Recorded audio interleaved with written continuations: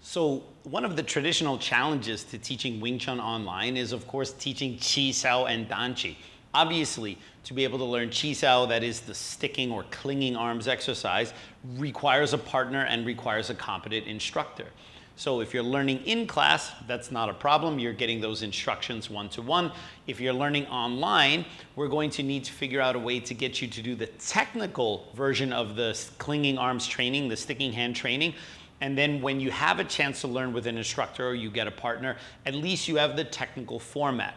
A lot of students actually can do Chi Sao with a partner, but if you ask them to show those very same movements in the air, not talking about the feeling, just talking about the mechanical movements, they're not able to do it. And they're not able to do it because oftentimes they don't have a strong technical understanding of what they're able to do or what they are doing in the Chi Sao program. So with the online training, you're going to get a very solid technical idea of what it is without a partner. So when you do train with a partner, you're going to understand what you're really trying to accomplish. Now, single arm Chi Sao, aka Daan Chi, is the first Chi Sao exercise that we teach. It's single in that you're only practicing the sticking with one arm.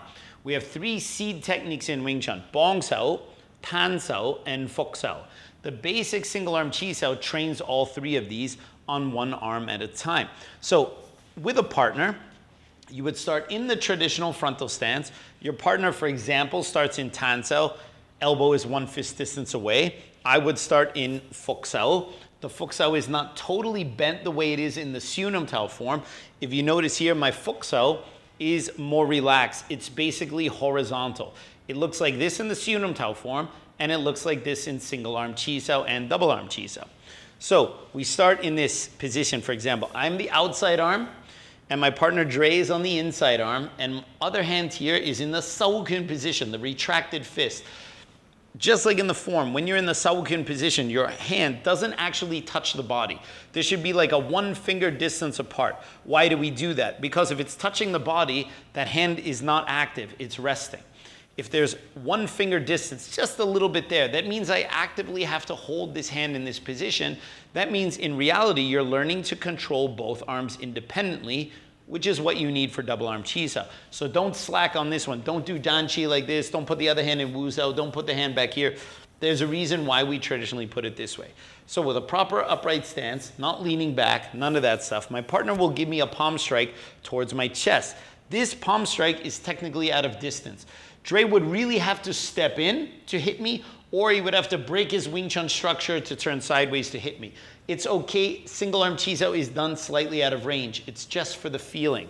When my partner gives me a palm strike, I use the Jam Sao technique, which is a very simple sinking of my forearm and elbow. Now from here, I'm gonna close my fist, and the jolt with my low elbow punch is very small, and he goes into Bong Sao. If you notice, my hand is in front of his chest. I'm not punching his face. Common mistake. We'll switch roles here. I'll give Dre the palm strike. He does Jam Sao. Common mistake in Dan Chi, people punch to the face. If he punches to the face, I will do what's called an indoor punch, which wedges his punch off and hits him back there. It makes no sense if he punches me in the face to do Bong Sao and essentially turn my hand or my arm into a ramp to my face. Bong Sao we only do when someone presses the head of our arm. We say this is the head, this is the tail. We say gam tao ngat mei, which is press the head, the tail rises. Then the opposite, press the tail, the head rises. And this explains the formation of Bong and Tan. So that's why you need to have this very specific low elbow pinning punch to even do Bong Sao. If I'm here and he wants to punch my face, I just go forward and hit him. I have no need to do a Bong Sao. So the standard Dan Chi cycle looks like this. 1, 2, and then reset. 1, 2, and then reset. We can switch sides and switch roles. I do the palm strike. He gives me a low elbow nudge.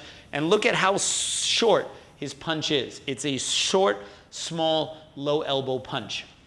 If we were to do Dan Chi in the air, which is something you're going to have to do as a beginner in the online academy, it would look like this from the front. Fok Sao, elbow in on the suspenders line. Jam Sao, wrist goes to the center. 1 fist distance here. Arm is almost parallel to the floor.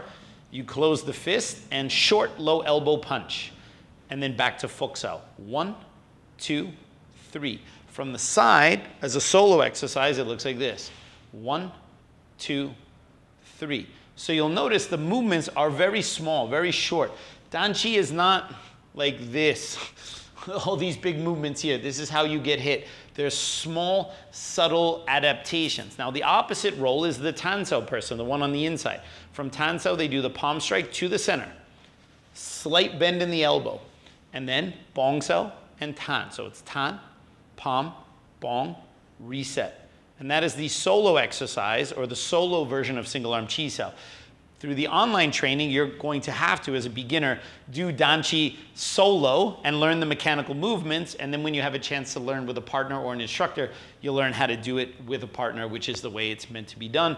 But don't slack off on learning the technical progression of single arm Chi Sao.